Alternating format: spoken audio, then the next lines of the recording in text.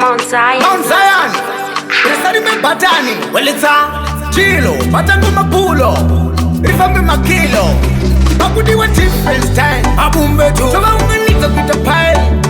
Bafurire ni mafile. Ombe kunifanya. That itaimwe yacho. Saite yoyo. Itaimwe yacho. Saite yoyo. Itaimwe yacho.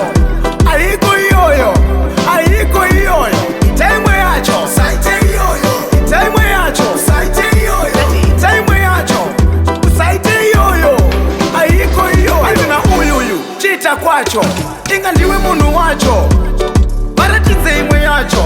Tati chichakadaro. Chichocho. Baba.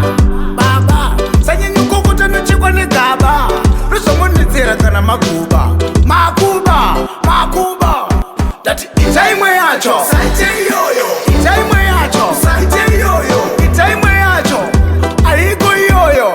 Aiko yoyo. Itaimwe yacho. Saite yoyo. Itaimwe yacho. Saite yoyo. Itaimwe yacho. Saite yoyo. Aiko yoyo. Wachinjira staira. Shagara iva ijaira. Weka uchetunza wachidaira. Kana madona wana kukandira. From the left, right and center. From a chaite, tawe kuponda. Yawanuna ize ingo pinda.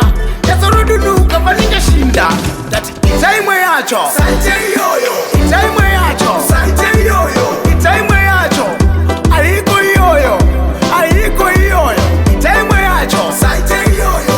Itaimwe yacho. Saite yoyo. Itaimwe yacho. Saite yoyo. Aiko yoyo. Ayuna uyuyu. Chita kwacho. Inga ndiwe munu wacho. Baratidze imwe yacho. Tati chichakadaro. Chichocho. Baba.